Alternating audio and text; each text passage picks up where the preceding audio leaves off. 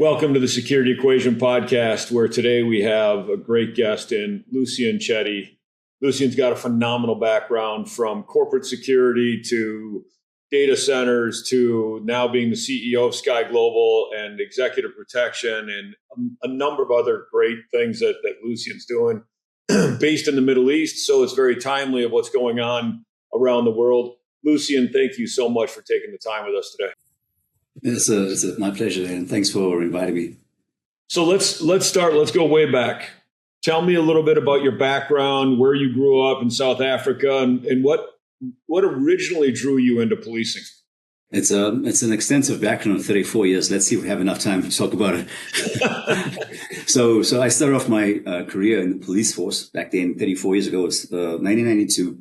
I worked for a decade across South Africa, basically working in different departments in various high risk units, dealing with a lot of high risk situations, from armed robberies to vehicle hijackings to armed home invasions. It is crazy, and also domestic terrorism as well. So a lot of crazy stuff happened in the last in that 10 years, in the decade of madness, should I call it?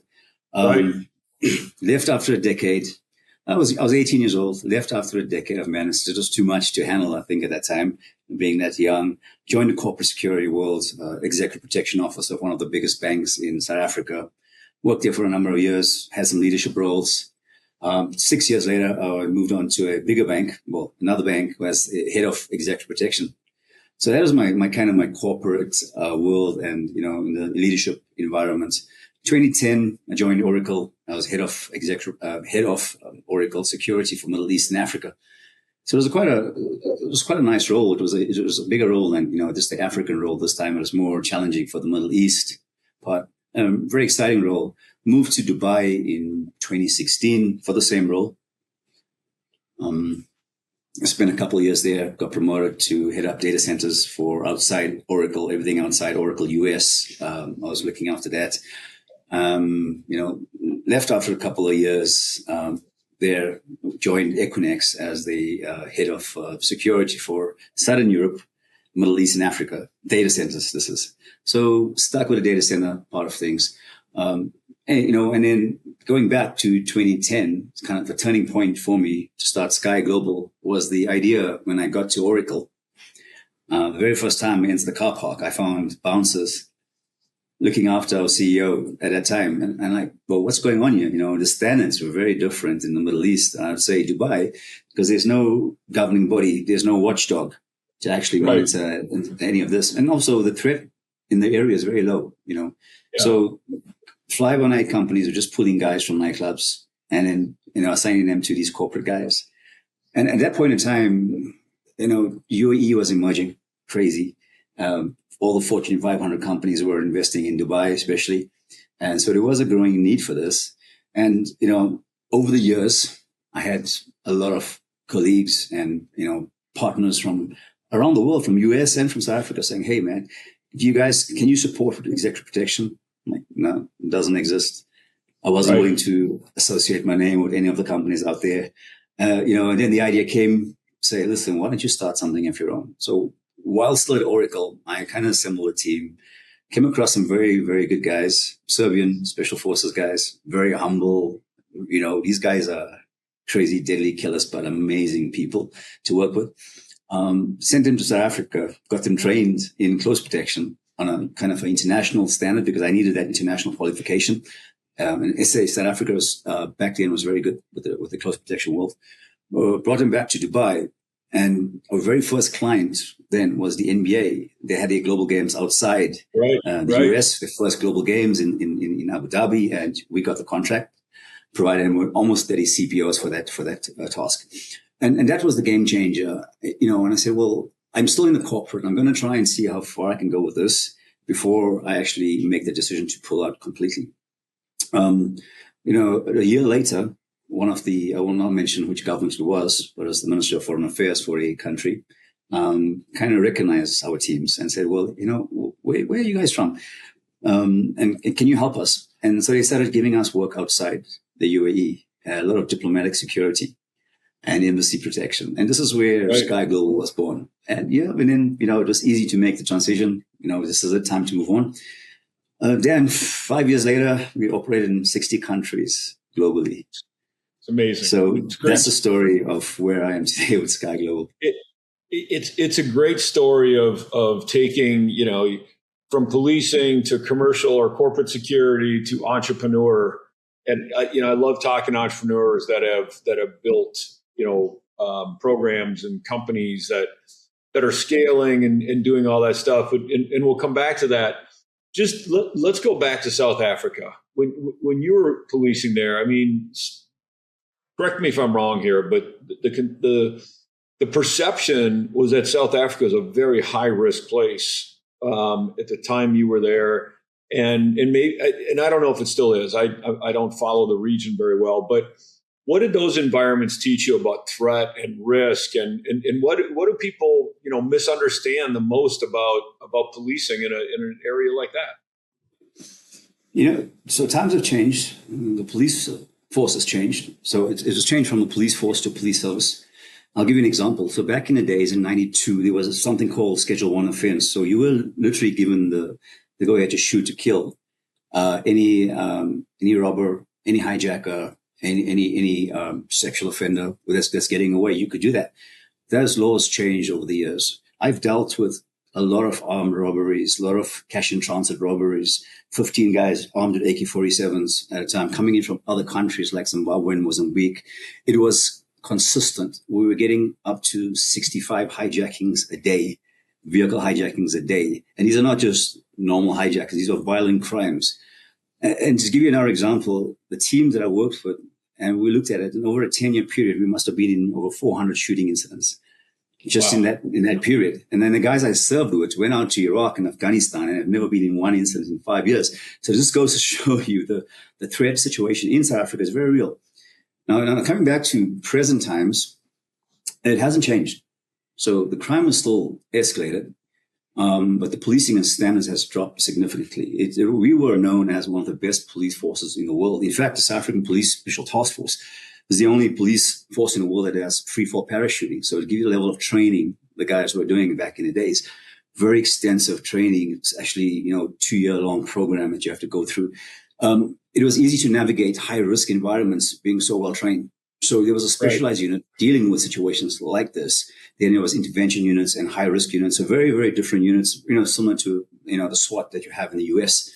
And that's the kind of environment we operate on a daily basis. So, coming back to analyzing a threat kind of never existed. We just were condition read all the time. Absolutely. It was response. You were primarily in response. You were, correct me if I'm wrong, but I can only imagine that that's what your day was. You're responding 100%. All the time. Wow. Yeah, it's you get the flight response. It was response for us basically. Yeah, it was adrenaline nonstop. Right. And like I said, 10 years was enough. It was time to get out. It was crazy because I had a family back then. I got married very early. I had kids. I never see my daughter for 6 months at a time. It was crazy being away for such a long time, being on training, being away. I had to go back and finish my parachute course when I was training, and my wife said, "Well, if you go again, don't come back home." And so I decided, well, this is it. I got out early enough. I got out at the right time. I had an injury anyway, so it was an excuse to get out of the police force. Then it was great, and coming into transitioning into the corporate sector was a bit crazy. It was a bit crazy. Was it? I'm curious because, first of all, I love to support our law enforcement agencies in any environment we're working in. Stereotypically, and I understand how stereotypical this is, but our people in blue in the U.S., we need them in that response mode. We need them to be responsive, and that's what 90% of their training is. When you go now to a corporate environment where prevention becomes your focus versus response, how did you bridge that gap? Was it a challenge to bridge that gap, to go into thinking, listen, there's a way for us to strategically handle this and prevent an incident by keeping our people out of harm's way or improving our security posture, whatever it was. when all of your training for years and your day on the job was respond, respond, respond? Yeah, a good question. It was a difficult transition. I was trained to react. I was on high alert every single time. I slept with a gun right outside, next to my pillow. I carry everywhere I went. And I realized something, that I believe in laws of attraction. And if you carry it, you're going to use it. And I just drive to the shop up the road and there's a hijack in front of me. So I realized I need to put this away. That's how crazy it's become. And but coming back into the protective world, forget about firearms, because if you're going to go into a country like Nigeria or operate in a different country out of South Africa, you're not going to carry firearms at all. You're not allowed to, right? You don't have the restrictions. So you need to focus on planning and preventive stuff. So everything we did, it was very hard. It took me about 2 years to adjust to the corporate world, to understand planning in detail. Right. Obviously, I've been trained on this, doing reconnaissance and all those kind of things. Very different from coming into the corporate world. And now you're looking after a principal with him all the time. You constantly surround, you obviously have that skill set because you're so well trained. You also have the level of experience. So if something happens, you can react under pressure, which is a great thing. But in this particular cases, we had to do a lot of advanced work, a lot of planning. And everything we did was planning. And we were told that if you go for your firearm, it's too late. In this industry, in the close protection industry. And to give you an idea, when I became head of security for the other bank, I did some research around firearms. And nobody in South Africa, in the private security world, in the close protection world, ever used their firearms in the last 25 years. I went far back as 25 years to protect a client. And but, so I they were, this and say, they were carrying. They're carrying, but they never are carrying 100%. So, I used to come to work and I find all my teams, everyone's with their gloves and they're cleaning it and they're stripping it and they're just going gun crazy, but they never really used it ever. Except for when we were back in the police, we were shooting 10,000 rounds of ammunition a week during training and we used it. Right. It was crazy. But now coming back and you're never going to use your firearm again because everything's about planning and preventiveness. So and eventually I got rid of the firearms and I wasn't the most favorable person back then when I worked at the bank because I worked at Barclays Bank. And they had a gun-free policy back in the UK, which doesn't apply in SA. And they asked me to look into it, as head of security, look into it. They were concerned about a CPO, close protection agent, carrying a firearm and, injuring, shooting the principal. So I looked into it and eventually, and it's 15 years later and they're still firearm free. So, wow. But the emphasis was on planning. Everything we did was planning. And then, same out here in the UAE. I changed the whole dynamics of how we do things out here. I focus a lot on COVID protection. Right. It's Africa in this environment. Yeah. So there's a lot of, you do, unarmed combat training, you do fitness training, you do firearms training, driver training, advanced driving. Coming back to this environment where I'm operating in UAE is completely different. We don't need any of this. Everything is about planning, and cultural awareness. This is it. So I guess if you trained to see something before it happens and prevent it, and this is what we were focused on in that, during my time in the corporates, and it was a success. Yeah, because our company, you've worked with us, and we don't have a lot of former law enforcement on our full-time team. We add them as subject matter experts for certain events in certain areas, but it's because we're focused on the plan.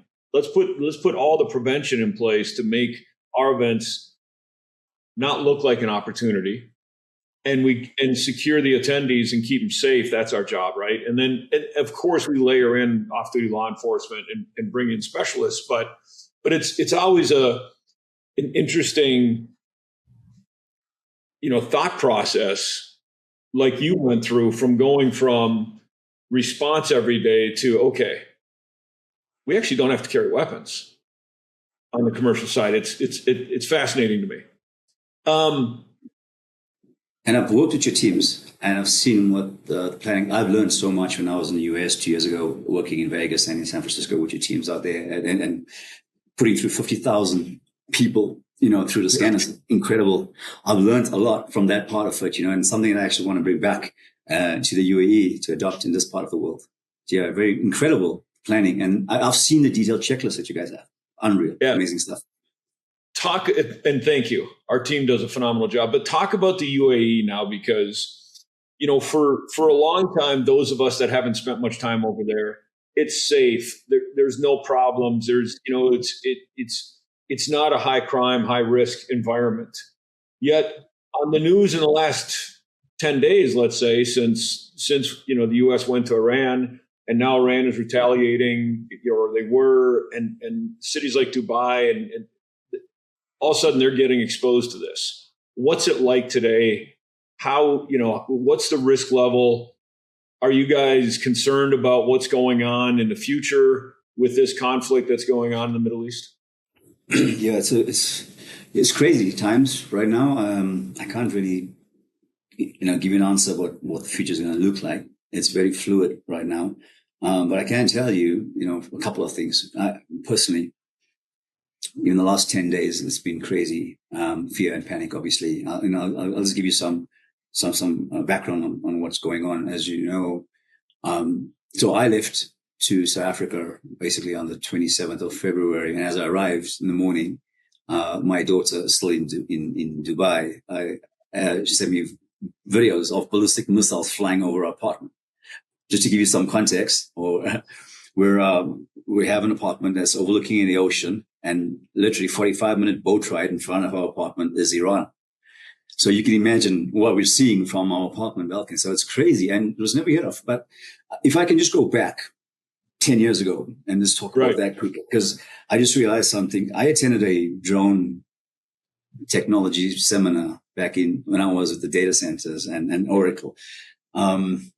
Out of interest to see how we can protect data centers. And I was fascinated with what I came across. Back then, the Houthi rebels in Yemen were actually building drones and launching them about 150 kilometers out and trying to reach Dubai.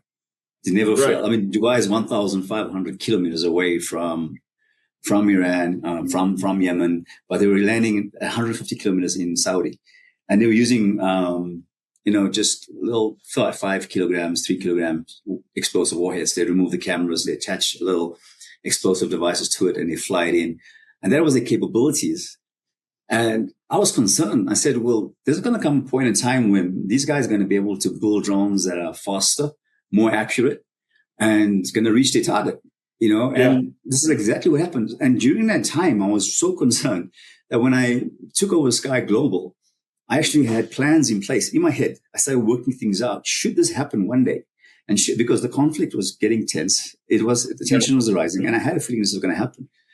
And these drones that Iran has built right now is actually, they go up to speeds of 300 kilometers an hour, and they reach 2,000 kilometers of distance. They're accurate, and they carry 30 to 50 grams of explosives, and they're all GPS located. So it's crazy, right? So that was my concern then. And so I started to map things out and put things in my head, and I'll talk about that just now.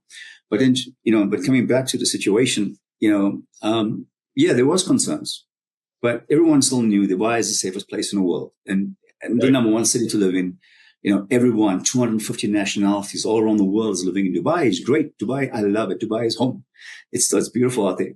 And to give you some context, even until today, 10 days later after the issues that happened, Dubai is still safer than South Africa, where I just looked up the stats and 67 people were killed daily in violent crime in South Africa, where only 4 people were killed in Dubai. So this just gives you an idea how things operate there. So 6,700 people were killed in the last 10 days here in Johannesburg, in throughout South Africa. Crazy. But because Dubai is so safe, people never expect this to happen. Nobody was really prepared. I would say, of course, the authorities and the government's prepared for us, but people themselves, there was panic. So when those first drones came across on the 28th of February, early hours in the morning, everybody panicked. My crazy daughter recorded everything. She sent it to me. That was the situation. So a lot of the U.S. companies then who have, the big companies out there have employees that are from, U.S. and all staying there. And the first thing the concern was about their families, the employees and their families, and they needed to extract these guys out of the country. It caused a lot of fear, a lot of panic. When fear and panic goes together, it becomes crazy. It becomes chaotic. People were clearing the shelves of stores in Dubai. It felt like the end of the world was happening. And it felt like COVID all over again. It was crazy out there.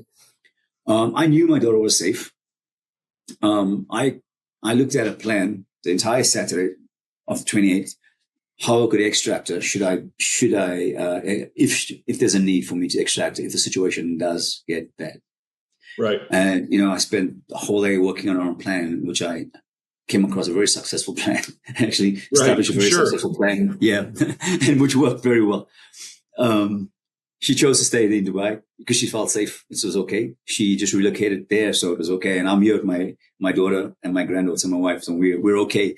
The first thing for me was my family safe? Yeah, as long as the baby is safe, my granddaughter, I was okay. I was okay with that, and I said everything else we can tackle on later.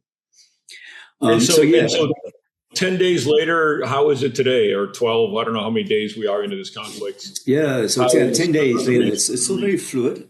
Still uncertainty because, the Iranian government came back and said, look, we apologize. We're not, we were upset. We were angry. It was retaliation because Ayatollah was killed. So we're going to stop. And so everything was calm. And then a few hours later, boom, bang, and more drones came in this morning. 2 more drones intercepted into residential areas. Yeah, it was so crazy. So some context, 1,500 drones, over 1,200 were intercepted. I mean, a lot of them were intercepted. 200 ballistic missiles fired into Dubai in the last 10 days. And just also the surrounding Gulf areas. Unreal. UAE, amazing place, amazing people. One of the best air defense systems in the world. Defended, never attacked up to today. Never attacked. None of the Gulf countries are attacking right now. It's Ramadan. Right. It's the most peaceful time right now. And there's wars going on. And UAE will never give into any of that. And, they will not side with anyone. They also refused, US to occupy their airspace as well, because they don't want to be part of any of this. It's a peaceful country. And this is why everyone loves it. UAE stands for peace and tolerance. You can live in Dubai as free as possible, So but there's still, like I said, this morning, there were 2 more drones in there. So it's happening. There's a target out for, I've seen some of the data centers now. There's a list of data centers that's been targeted. Right. Yeah. Crazy stuff. Listen, a number of our clients are on that alert, right? And let's talk about data centers. Help educate our listeners on. I mean, I think most people can understand it, but why is the data center the target? It's connectivity. Data centers holds 90% of the world's connectivity. Cable landing station, very close by a country called Oman. There's a huge cable landing station that connects the entire US and all the world to the Middle East and to Europe and then out into Africa. And if that goes, there's no connectivity. So the idea obviously was to take out as much as communication as possible, hit the communication networks. And if you think about it, right, Amazon and Oracle and Google and Meta, they house, again, 90% of the world's data. Equinix, the company I work for, housed all of their data. You can have all the layering and all the security, but, if there's a drone attack, there's probably not much you can do on that. None of them have, I'd say anti-drone detection systems. Sure. Probably is, things are changing. The data centers are evolving with the security right now, but, it is a huge threat right now. So data is a big thing. What's it doing for your business? Well, with the business itself, Skye Global is actually purely an executive protection company and ground transportation and event security management. We were never bragging about our capabilities in the Middle East, how we can extract people from war zones, and what we can do in high risk environments. Except for Africa, obviously, we work out a lot in Africa. But when I mapped everything out, how I could actually extract people from the places, I came up with a solid plan, discussed it with my team, and I decided to test it and send it off to one client and say, hey, we can support any families that want to be extracted from Dubai. And suddenly it was crazy. The amount of work came through. And then I looked at the bigger companies that were bragging about what they can do in the Middle East and extract people from war zones, came to us to say, please help them. I'm literally getting messages, please help. So this was interesting. So we had now the biggest companies in the world, my biggest clients coming to me, as well as the local security companies out in the Middle East saying, hey, please support us. We want to do this. It was crazy. So what we started to do is, extract people, and we had a plan. It worked. It was a very complicated task. It wasn't easy as it looked. We found out that there were border airspaces open in Oman, for example, and Saudi Arabia was open. So how do we get people across those borders? Yeah, it was very challenging because we can get them as far as a border in Oman, in one of the mountains, in Hatta Mountains, as far as the border in Oman. But we don't have any visas, and we don't have any permits to cross over any of our vehicles. None of them are allowed to, as per security vehicles. And then we needed to find resources in Oman to actually meet them on the other side and then escort them through to the airport or wherever it was. And then also arranging chartered aircrafts on the other side to fly people out to where they wanted to be. So it was a crazy thing, but it worked. And thankfully, I've traveled the Gulf extensively in the last 10 years, due to Oracle. I've been to every single country out there, including Iran, including Afghanistan and Iraq and Yemen and all those kind of places. Everywhere where there was an Oracle entity, I was there. So I built quite a good network over the years. And with Skye Global, I've also built a good network over the years because I have a lot of US clients coming in and having, functions and seminars and seeing clients out in the Gulf areas from Kuwait to Saudi Arabia to Bahrain to Qatar. Right. So it was easier for me, and I had teams on the ground on either side. So really great. And we extracted, I was probably on the 50th extraction early this morning. And not just Dubai, but also Kuwait. Kuwait started becoming a bit of an issue and a concern. So we were able to move people safely from Kuwait over the border across to Saudi Arabia. But then it got a bit crazier. It's amazing. And look, I'm sure you sat back in January and said, this is our business plan and here's how we're going to go execute. And this wasn't on your radar that you're going to be doing extractions for hundreds of people, maybe more, in March. Talk about, we'll come back to security related stuff, but you're scaling a business and that scaling brings all sorts of different challenges. To talk about your experience in scaling Skye Global and where you started, where you are today, and some of the challenges you have had as an entrepreneur to build such a great entity. Yeah, thank you. Well, it was. I had a vision, obviously, of what I want for a company. And, being the number one close protection company or the leading close protection company in the Middle East, in the Gulf region, expanding from UAE out into Riyadh and the rest of the Gulf. But then also looking at how, and this is the challenge, was that during summer in the UAE, it's dead quiet for 6 months. So we have no business, no revenue generated because I don't have any fixed revenue coming in for like security guards and stuff. I don't do any of that. I focus purely on executive protection and event security management. And we're only busy, from October until April, May max. And then it's quiet.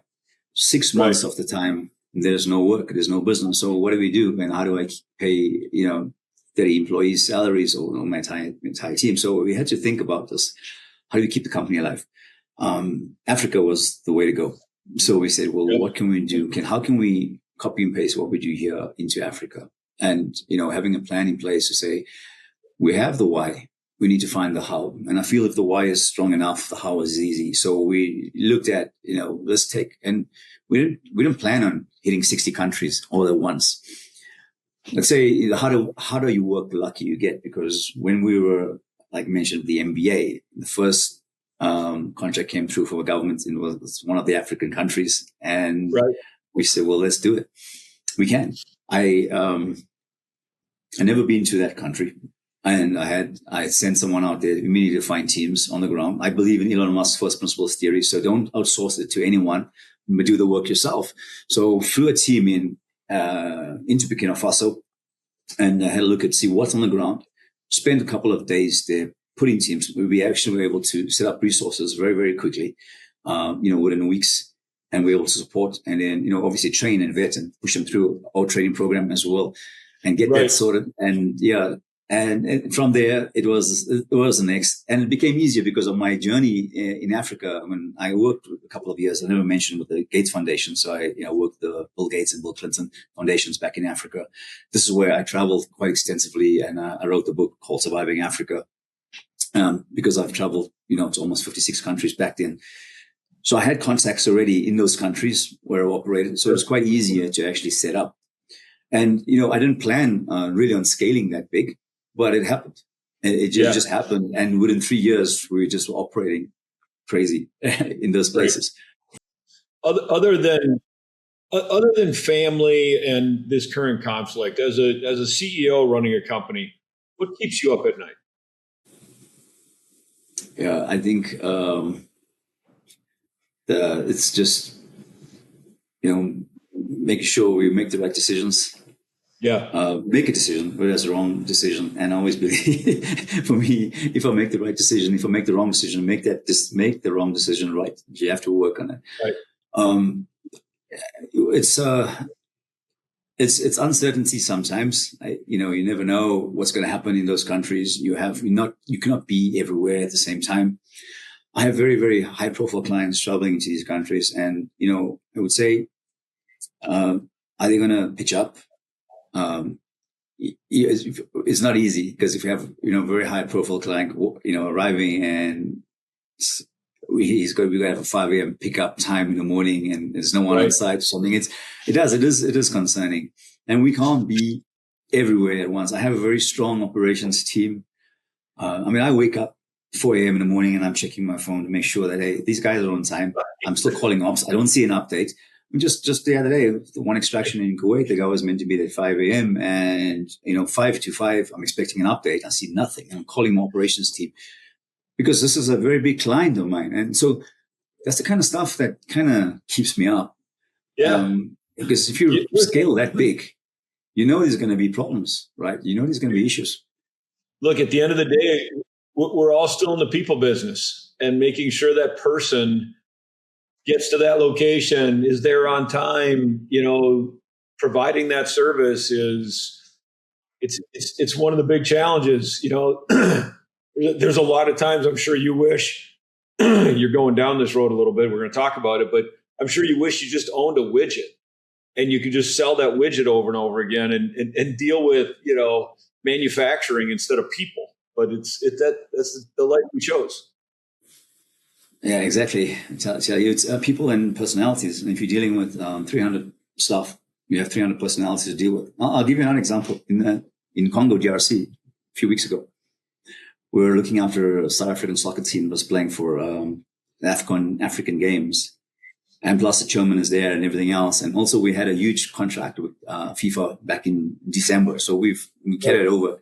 And we have a team on the ground. We have SWAT teams, and we have close protection teams. And after the job's done, I don't know anything about it. I got a call from the head of security from the big company in SA saying, "Hey, you guys messed up." I'm like, "What are you talking about?" People, the guys are wearing torn jeans. They didn't dress accordingly. They had loud music playing, all of these kind of things. And when I got back to my ops team, like, what's going on in the ground? They go, "Well, you didn't tell us that we need to dress in suits and stuff." So I'm like, this is not acceptable. You should know it's a standard 101 protocol. How do we miss this? And it's embarrassing for a client to call me and say, "Hey, he had loud music playing. So what is the reasoning behind the music?" "Oh, well, we wanted to welcome the chum." Are you kidding me? Since when do we operate like this? So people and personalities is crazy. And then you have to deal with culture. Now, 60 countries, 60 languages, 60 cultures, every culture, every language, every country is a different language. It's crazy. Same in the Middle East, very different culture here.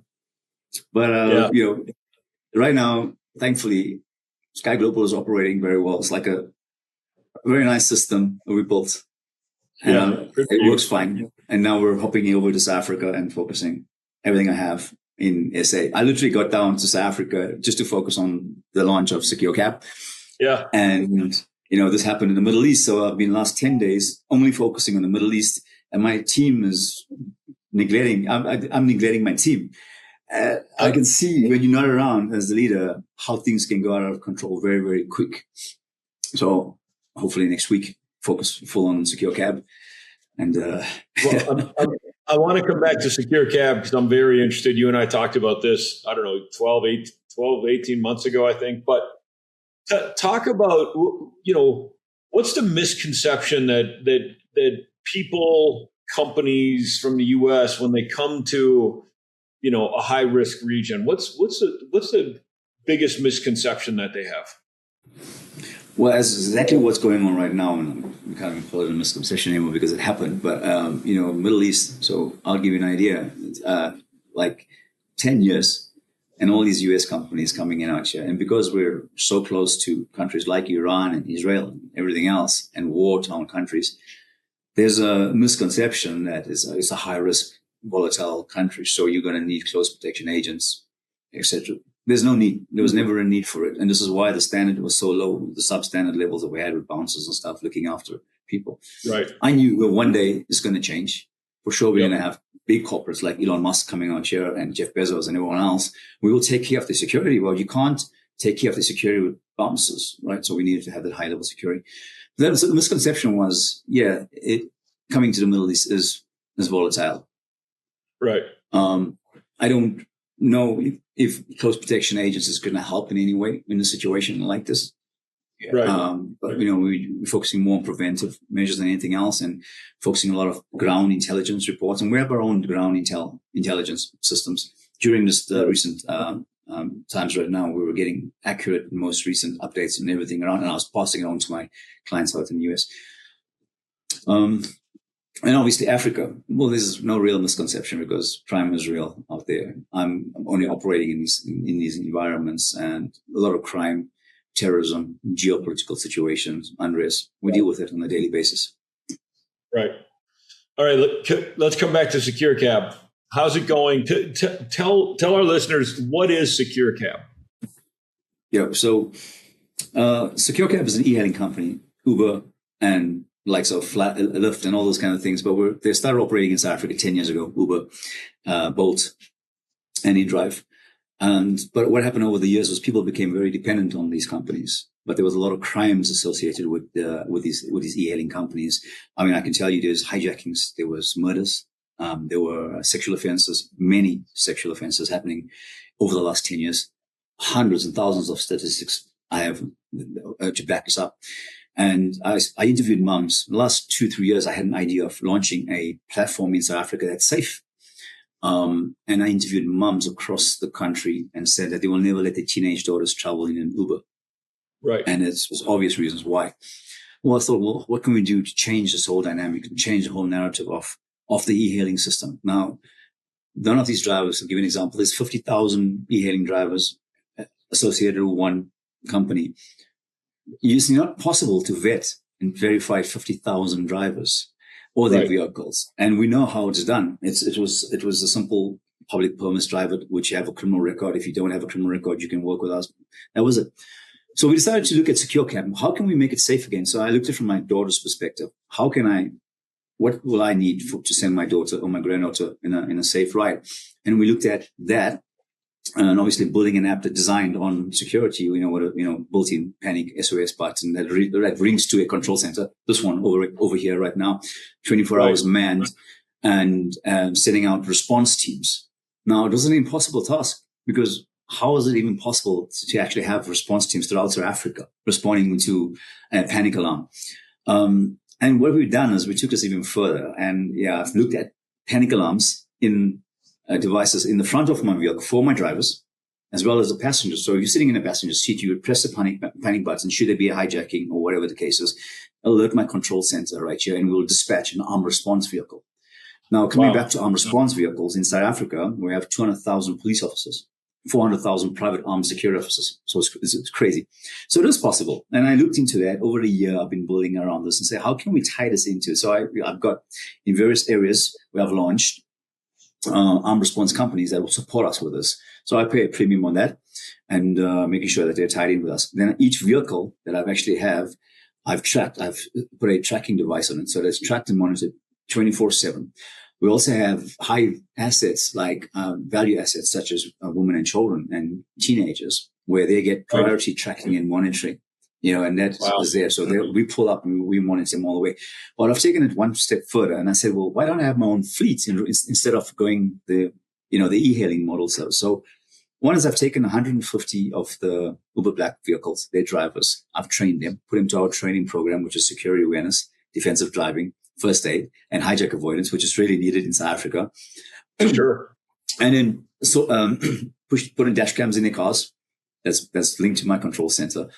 Tracking devices as well, and vehicle tracking devices in the vehicles, and put them on the road. Now safe. I also have my own internal fleet, my own vehicles that I purchased, as well as our own drivers, and we're still recruiting and training. And I have a little training academy now where we established our own, where we're sending a lot of drivers through our training program. It's a week-long course. Very nice defensive driving stuff and first aid. It was just very interesting. And we did a very sort of a small launch test in December, where I just, spent a little money on marketing and launched it. And we had 10,000 downloads in the first week. It's unreal. There was a gap that we pulled. So it's app-based secure transport. Exactly like an Uber. So you just go and request a ride, and we will send out a security trained driver with a secured vehicle to fetch you. And, everything is tracked and monitored in real time. And we have people 24 hours actually manning a call center, not a automated response that you're going to get like we have in South Africa. The crime here is crazy, especially with the e-hailing platforms right now. So we were the first, and thankfully, I think we position ourselves as a number one e-hailing company out here. The idea is to change the dynamics and the narrative of how it's done in South Africa. I really want to bring about safety. Now, it's not possible to vet 50,000 drivers. I know that. What I did is I've taken the 150 drivers and I vetted them and did a biometric fingerprint vetting through our partners with the South African Police Service. And within 24 hours, I get the most accurate, recent criminal record. So I know you're vetted properly. And I've interviewed personally every single driver that went through this program. I had to. And I've taken him on a test drive myself to make sure, because I have exceptionally high standards when it comes to driving, coming from the close protection background, That's it. Just last week, I had taken 10 drivers and only 2 made it through for the test. So those are the standards that we have. And Secure Cab, so basically is an app-based e-hailing service. And we're gonna officially launch now in April in South Africa, but focusing more on the Johannesburg region first. Yeah. And once we're, get that right, then we'll focus on Cape Town, which is, a high tourism area as well. And that's the plan. It wasn't easy trying to develop an app. It took me 18 months, to build a call center, an operation center, another 6 months. For sure. Setting that up, having people on my payroll for the last 18 months, for the last 6 months have been crazy with zero income, zero revenue being generated. But I know, where we're going with this. So it's really great. For me, it was making a difference. We've taken our proceeds and whatever we made in Skye Global and we dumped it into Africa because I know we want to make a change. Yep. And I think we can do it. Yeah. Is Secure Cab going to be is there a need in the U.S. or is there going to be a need in the U.S. for Secure Cab? We're going to scale it crazily. I've already had a company ask me if they interested in renting out the app from us, leasing it. So, listen, I'm first in line. Absolutely. So the idea is to scale. Like I said, I'm planning on scaling. My daughter told me, Dad, just get one right first before you want to scale, please, into other countries. So obviously next is Kenya and Nigeria and Uganda. 100% we want to scale in the African countries where we have presence. There I have a vision and I know what I want there. It's going to be a tough next 5 years, but I've dedicated my life, Dan, to making this work. Yeah, I have no plans of going back to Dubai until Secure Cab is up and running. This is where I'm right now. I'm very happy with Skye Global running on its own. Doesn't need me. Right now, the people of South Africa need me, and I'm going to make a change and make this country safe again. That's my goal. Lucien, it's very interesting. When I have a conversation with someone like you, that you understand risk, but you're taking a huge risk. You're taking a huge risk investing in this opportunity and with a vision that it's going to turn into something that you can scale. You've made all this investment, and I know you're doing it the right way. It's so interesting to talk to somebody like you that's doing this. I just brought a new vice president on in our company, and before he agreed to join, he's like, Dan, like maybe we do it this way or do it that way. It's less risky for you. And I said to him, if you know me, risk isn't my issue. It's getting good people, right? And when you have great people, you can take that risk. So it's so great to hear from you and to talk about your entrepreneurial spirit and your passion for keeping people safe. It's people before profits. Now I've always seen it. We could have retired then. My wife and I could have retired. We're grandparents right now. We're like, no ways, we're not going to do it. So we left the corporate and it's ended, but the end is just the beginning. We're going to give it everything we have, and we could have taken everything we had and, like I said, bought a home on a beach somewhere and just sit down for the next 10 years. That's not going to happen right now. So I want to invest in our country. I want to make South Africa safe again. I want to invest in our people, and I'm creating jobs and for my employees and their families. I've done that in the UAE and everywhere else I operated, and really paid off. This is why we do it. It's awesome. It's great to hear those stories, and I wish you the absolute best of luck. And I want to be first in line when you bring Secure Cab to the U.S. We'll partner with you on Secure Cab any day. And as you know, we've just launched our EP division, and we'll be in touch about our Middle East needs and stuff like that. So I really appreciate you taking the time, sir. Let's stay in touch, and best of luck to you and all the endeavors you're into. Dan, thank you so much for having me on your show. I really, I wanted to reach out to you weeks ago, and your team reached out to me before that, which is a crazy coincidence. So really, thank you. I love your show. I love following you, and you're doing great work out there in the US and globally as well. You've been around now, which is fantastic. Thank you, Lucien. Appreciate you, sir.